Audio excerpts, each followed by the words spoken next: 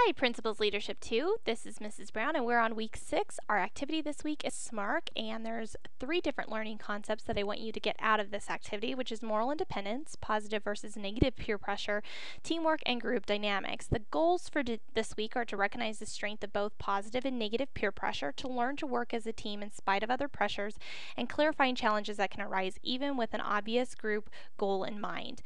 The first activity, I know if we were actually live, I would love to do this activity together because I think you'd get more out of it. However, due to us being all over the state of Colorado, I'm just going to describe it for you. So you just need to sit back and just kind of imagine the way that this would look.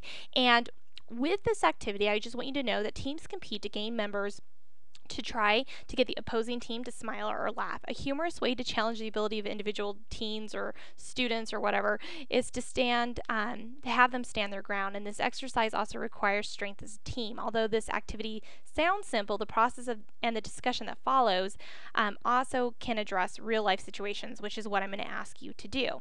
So, in addition to creating the peer pressure, like SMARK activity that we're going to think about for a moment, it plays on how well a team works together to influence members of an opposing team. And even though individual participants want to be strong for their team, they are reminded that independent thinking can be very difficult. If we were actually to do this activity, we would need to have a large space with an ability to have 2 lines and then to be able to have people walk between the 2 lines. So here's what the actual activity directions look like. It says each line is a team. As a team, you're going to try to get all of your team members to walk from one end of the line to the other. 2 people, 1 from each team, will walk between the 2 lines at the same time. Everyone will take a turn. Sounds really easy. However, the catch is that you need to get from the start to the finish without smiling. If you make it to the finish without smiling, you get to stay on your team. If you smile before finishing, the other team gets to add you to their line. Those of you on the sidelines, other individuals, can do whatever they want to get the walkers to smile as long as they don't touch them or create any dangerous or awkward situations for either of them. The goal is to keep the team members you started with and add as many as you can to the other side. So the way that this basically looks is like this. You have one team over here and another team over here, and I color-coded them just to make it really easy to explain with visually seeing it. So as both of these members are walking down their lines, if the green was able to get all the way to the end without smiling or smirking, they would be able to join their group back again and move from one place to the next. If they go all the way down and they smile or smirk, they join the opposing team's color, so then they would be like that. No smiling or smirking can take place. And the reason why they're standing like this is because they're closer to the other individuals who are pressuring them to smile. So that's kind of the way this looks. A variation of this activity is that it can also be conducted by creating 2 lines seated in an opposite sides of a table using a joke book or another funny resource. Each line is going to take turns passing a joke to the person whose turn it is to go across down the line. The goal is the same, to get the individual to smile or to laugh. This can work with a rectangular or circular table. As each opposing pair's turn comes up, they step forward to receive their joke from the other team, and then they move along.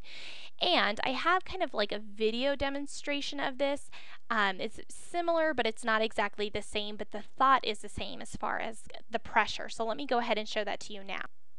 Okay, let me go ahead and play this again from the beginning.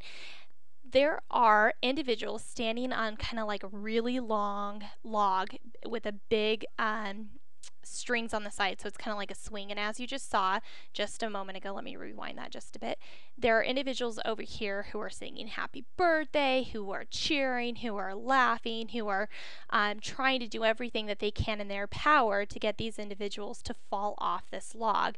And as you will see in just a moment, they were successful. The people fell off the log and they must start again. So the same concept takes place, that they were pressured into falling off the log. So that is very similar to the activity such as SMARK. So you might be thinking, Mrs. Brown, why are we even talking about this? Well, as always, I have a really good point to what I want you to learn out of this. This activity is very simple on the surface with leadership, but it goes a lot deeper than just convincing the opposing team to smile. And really, younger teens and older teens actually respond to this quite differently. after it even takes place, doing this type of activity, I'd even ask the group as a whole what they thought about being pressured to smile. And yeah, I know that could be either a positive or a negative thing, but just what that must have felt like. And so that's what I'm going to have you do as well this week. So just to kind of give you some pre-warning. So as I said before, younger teens go to this a lot differently, and they could either take it positively or negatively. And positive peer pressure, let me go ahead and define what that is. It's when group members or individuals are able to persuade others around them to do things that have positive outcomes. This could be like participating in service projects, striving to get good grades, or refraining from littering.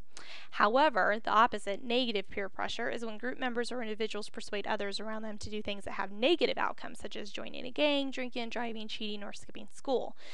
Older teens sometimes feel like that they're kind of invincible and that they can easily resist this type of peer pressure. And so the topic in general can seem pretty juvenile because it's like, oh, I can certainly do that. But however, you have to think of this in two different ways, which is one is groupthink and the other is moral independence. Let me go ahead and give you the definition of what groupthink is and discuss this for a moment. Groupthink occurs when members of a group begin thinking alike to the point that they may not consider other alternatives for the situation or decisions. Groupthink can be interpreted in a positive or consensus and an overall agreement. It can also become negative when groups overlook making sound or safe decisions because they have started thinking very narrowly or have begun valuing the opinions and guidance of a selected few. In these cases, group members may exert tremendous pressure on others in order to get them to agree with a certain decision or outcome.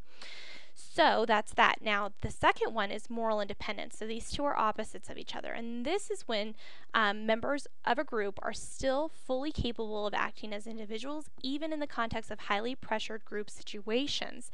Acting with moral independence means one is able to live by what is true. Even the whole group can stand opposed. Moral independence is exhibited when others are trying to convince someone to do something that is not consistent with the person's belief, and the person stands firm for what he or she believes is right. So those go very far against each other. So this week what we're going to do is you're going to be looking at this topic of having a group think versus a moral think, and it goes along with peer pressures. And first, we're going to do talk about an activity such, like I mentioned before, that I'm going to ask you some questions. If you were a part of that group, how do you think you would have performed doing the activity SMARC? Second, I want you to list for me pros and cons of peer pressure. What are good things that can come out of peer pressure and what are bad things that can come out of peer pressure? And third, I want you to think about that peer pressure with groupthink and moral independence on a larger scale, such as within the world, and how that can look.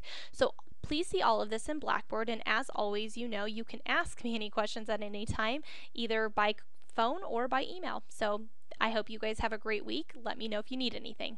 Bye.